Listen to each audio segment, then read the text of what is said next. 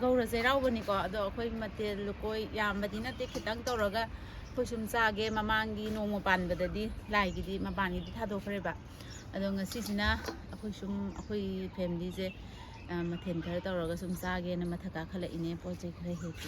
Yum đó đi thay na, khơi na ngao ngay đó đi gầu dây rau bây giờ quên lau rồi em có. Lau em khơi chú. Đó ngay xí yum đó chú dây rau lau rồi cái ní, đó khơi na ngang rồi ngay đó.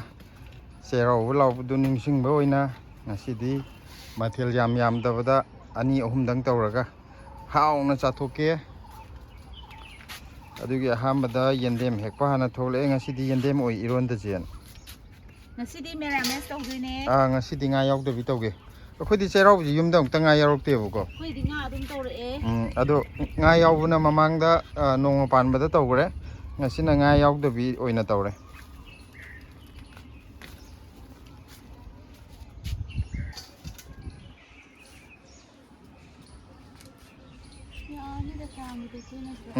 Cara phana ba nang akhoi gi du yengo kaino na sana Ngasidi nahan jon bagi du di maka du pikpani ko Ngasidi maka du chaw ni yeng da ka phajare samai chaw ma di jang si mathin kitang yam du ni na hadi thin ba ju thillaroi hadi merames akhoi mamang du thinram ni na nga gumba kari gumba ju natam ni na Ngasidi akhoi kitang charage Pagi thangna masida madi non bes zade bako aduna ngasi serau no misida magi kitang lande akoi kaino ne non manipuri ne south ki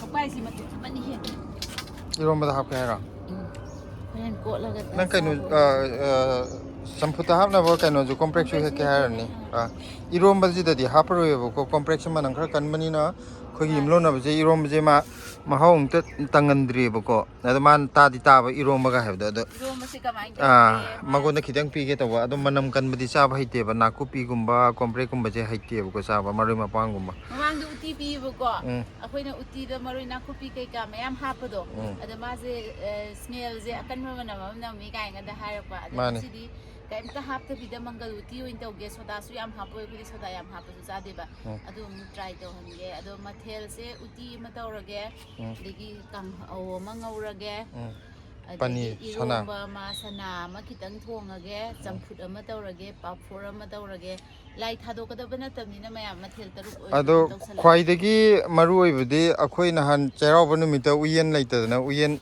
yaugidre bako ada chairau numita uyen chadab je wakhan jam nungai ta bai tare angaw ringai da akhoi na chairau numita uyen chani haibagi nungai ba ma leibado pareng masa amani ga yumda ima oina ga kaithel dei leira ga aduna hawai dani khangde uti dani khangde uyen ga hapakpodo amamam anini ga yenarga sabado adugi haw kho haw dudi haidi yam tangna value leina charakpodo adana han matun se thadala bi toba thadalo aigi ichanupi merina han uyen pibire ado ngasidi chairau tinango musadura ai kanu toge horenga lega akoina chak mahi de sembe hidak to amta chai thoke masak se tin le ai chai thoke ngak tang lega aduna akoi ngasi uyen yawramnina chairau buji kanu tawrage mamang ju kitang leibani khak bani serau bagi adu marang tawda dum kaw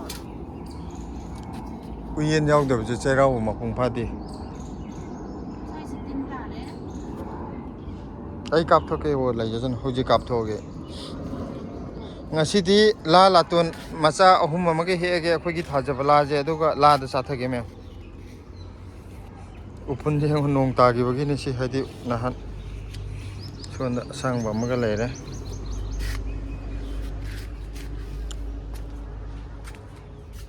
handak nong taru da phakpai je pik than gre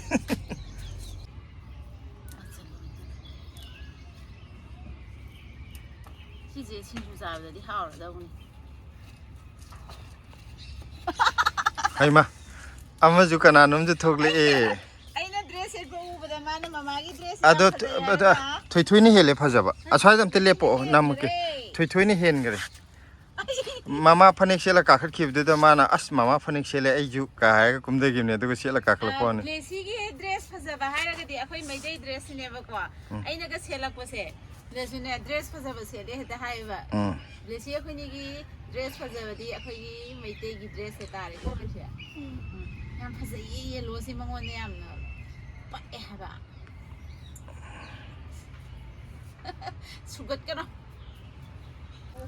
mapan ga saba jina han mangon da gi lawra ko da ko ne na phajagra ba mapan ga sai na ngakra ba yu gudra ba yu roi da si yu na ba na si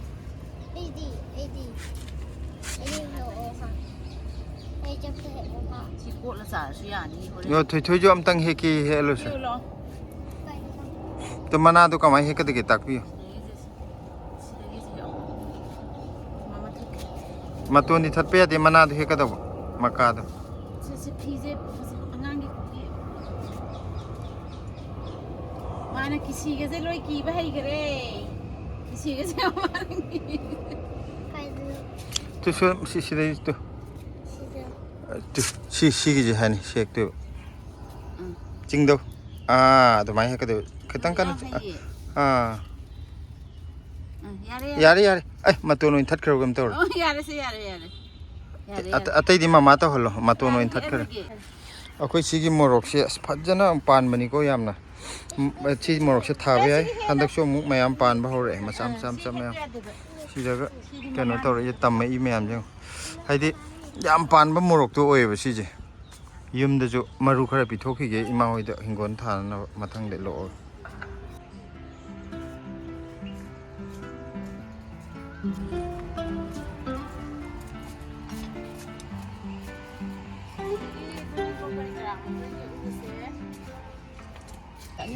Hector.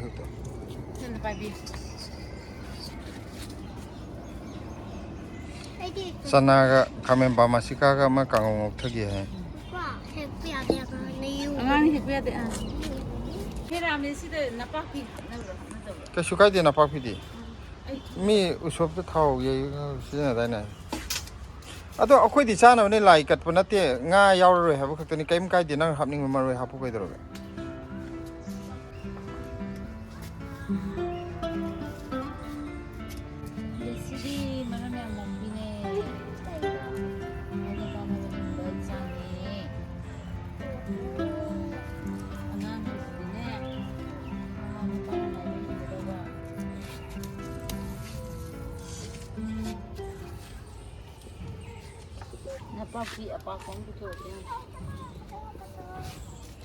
Apa do mai ut ka dong na ti ma pa oi ut ka do pa e na ut ke di na sep te uladi na sep te gi uladi kamai na pa e do khang de no chi bha pa te thoi gi ji phajar ai chok te ki ka de ke lo han yeng maman hi ja ni yo isko na jing da da nam hu ji ting tang ba da ra mapan de ni tho yo si tho ko ji mana ama ni hi je ano le thada kha na te loi he ku ya de ama tha tong hala thamo ma adu thamo ya re poro tu is sumai na to ko da ba nang he uno si di angang na he pa he ro nang di kompak pai ki dong ne ma thui di kompak poro heng le sabi ba ga ne he ko he ka ni si di he ku ya ka mai hu te ba samai ma tha ta ra ma khong de ne ma tha ta ra si pa si pulap thang lo asika ka ha sina ka khima chong khlai myam chong macha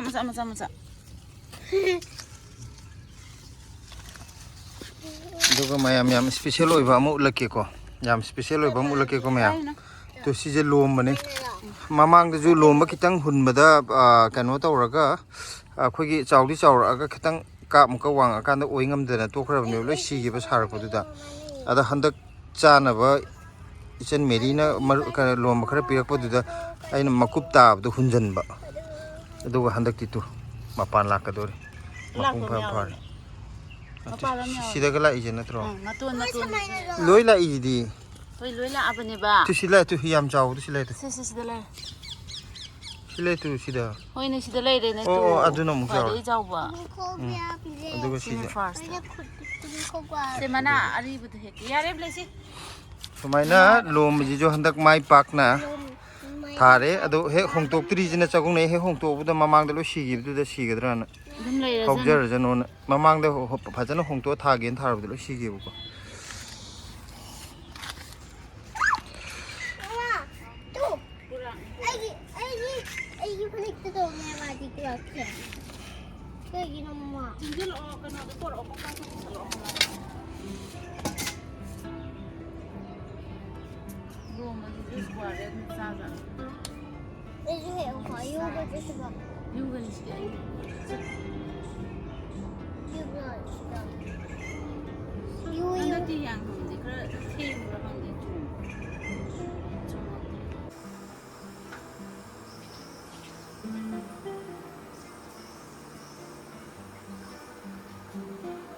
Mangganje kanu to tri haro rakhan tri haro ma Ape yin bi han da ka su di mo ro mo be be la ko ni na si kanu da hapun jira tang si sing thakan na be kai na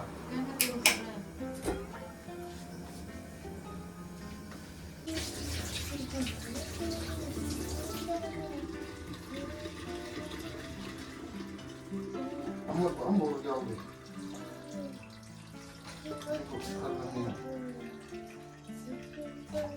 Cây nó tôi bảo. Cây nó bay tôi bảo. Tôi cây nó bảo. Không được cái máy bay được. Cây nó papa spa. Sangom sana paneer है तो. Jadi lagi. P A N E E R paneer. Sangom sana तुम भी नहीं सही. Kaya. Atau nanti naya ikan kaki lagi. Dari. Mama lo iya lo. Mayam tu. Peno. Kaya apa? Uyen. Ngasidi kaino je cara bagi material je uyen je nama pungpan tu ini ko. Uyen jauh berkati cara bagi pungpan tu. Jadi uyen je nama kena ngang. Jadi cara bagi minta uyen cani ngai. Kalau aku ina kaino tu ringai angang uyen ini kita ni aku ni jum asang pemaitai jum pemaitai jum. Kalau mana ani sahaja ni lai muhai ni. Lai muhai berarti kan enggak. Mai dang tu leibak amu tu itu.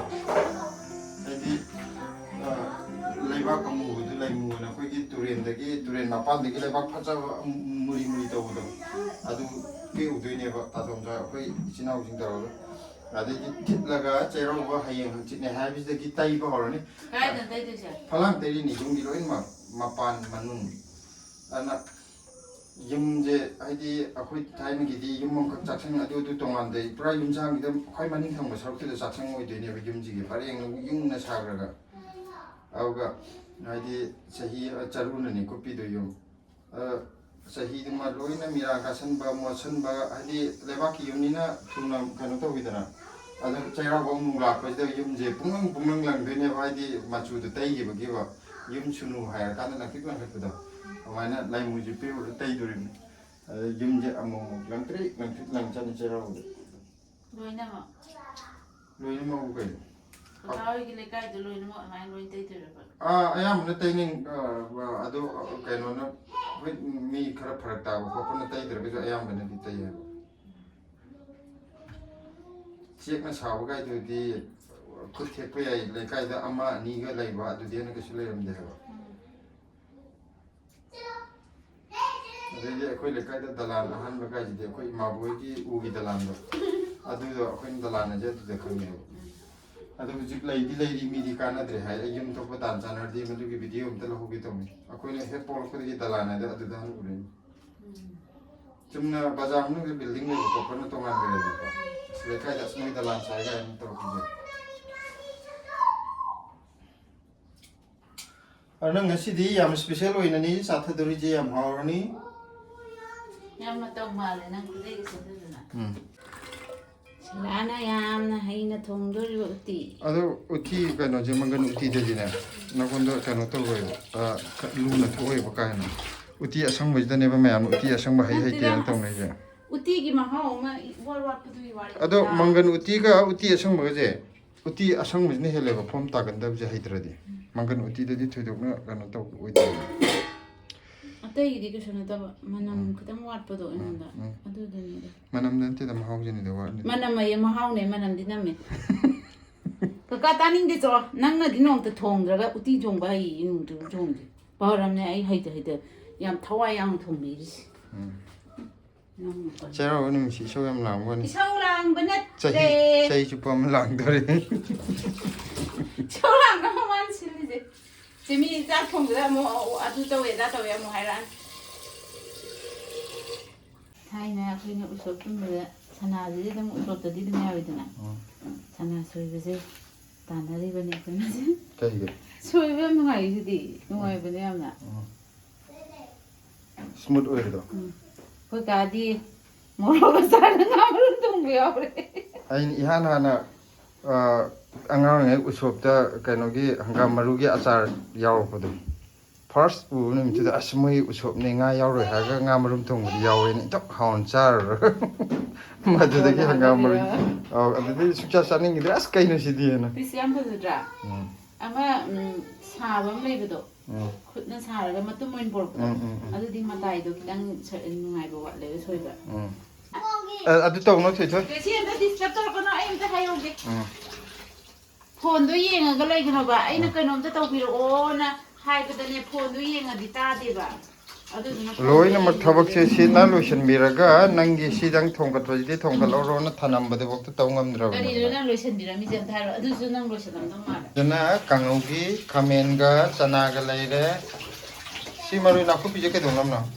adu na so kai ka iro ma gi kari gi do na ai di pani thong ba ai di hisab to ina thong ge nangi sa thong da de kana gi sa thong ge hana ngom ha po edu tilong kitang ha ke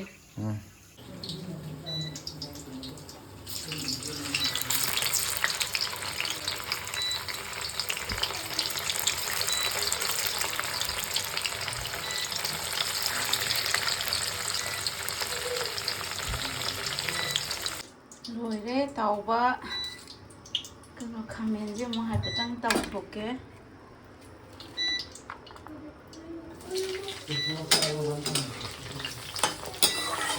Look ngok san na roge si kabok daw roga ngawin na ron kang huro sa laktore sanaga kano khamen ba nga sikaga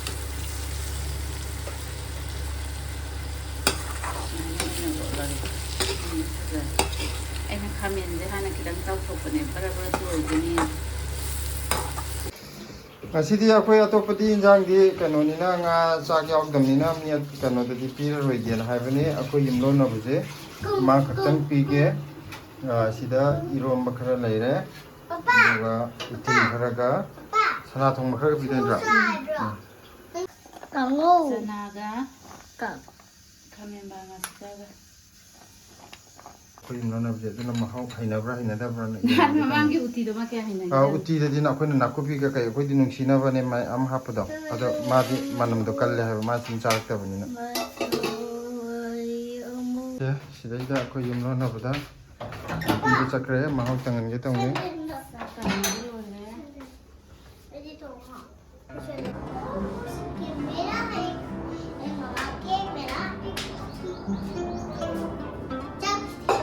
nang ising ga ta lo to bu chatra ba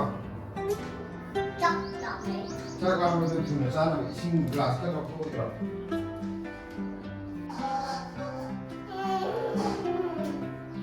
Papa, she's manggan kaya punya. mangan uti ni mangan uti Ngayon na mo chat ko sa tungkol sa mga tungkol. Bako di wala. ako di pija Pizza. Ay, tapos. halo halo halo Pa, kere.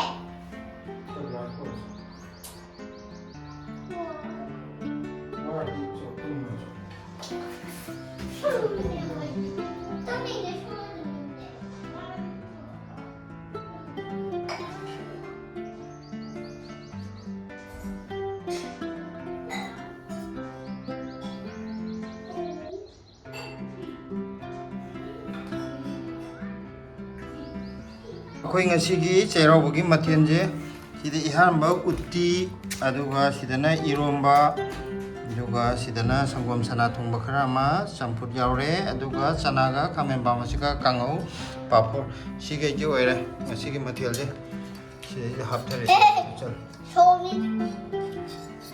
Papa ꯍꯥꯞꯄꯦ ꯑꯗꯨ ꯍꯥꯞꯄꯦ ꯄꯄꯥꯒꯤ ꯍꯥꯞꯄꯦ ꯅꯪꯒꯤꯗꯤ ꯈꯤꯇꯪ ꯍꯥꯞꯄꯣ ꯕ꯭ꯂꯦꯁꯤꯁꯨ ꯍꯥꯞꯄꯤꯁꯦ ꯃꯌꯥꯝ ꯃꯃꯥꯅ ꯍꯥꯞꯄꯁꯤꯗ ꯃꯥꯁꯨ ꯌꯥꯎꯅꯤꯡꯉꯤꯗꯅꯀꯣ ꯍꯜꯂꯣ ꯃꯌꯥꯝ ꯑꯩꯈꯣꯏ ꯉꯁꯤ ꯆꯩꯔꯥꯎꯕꯒꯤ ꯃꯊꯦꯜꯁꯦ ꯍꯧꯊꯔꯒꯦ ꯆꯥꯕ 맴.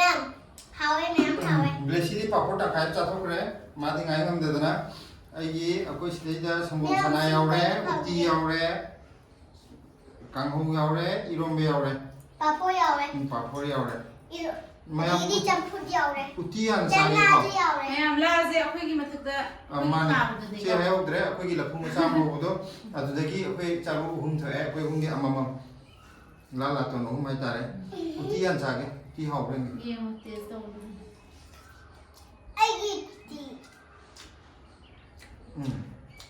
우티도 해 그냥 우티 아성거보다 시내는 잘해요 하오래 하오래 우티 하오래 우티 아성거도 꽤 라레 동바 히티에보고 아주도 웬다 나도 ꯑꯩ ꯏꯁꯥꯅꯁꯨ ꯑꯗꯨꯝ 우티 ꯊꯣꯡꯕꯁꯦ ꯑꯩꯒꯤ ꯊꯋꯥꯏ ꯌꯥꯎꯅ ꯍꯣꯠꯅꯔꯁꯨꯅꯦ 망간 우티도 하오래 그래? 점프도 되게 잘해 이 성분제 좀 쌈 짜증나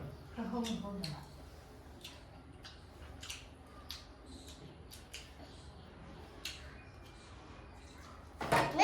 이 점프 제거. chamna thôi 맴. 이 점프 좀 하웨 맴.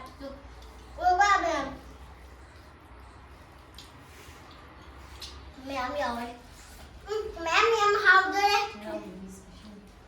야베 비셔리 하웨. 다음 거 봐봐 아니, 로이 하웨. 그래 봐봐 로이 봐.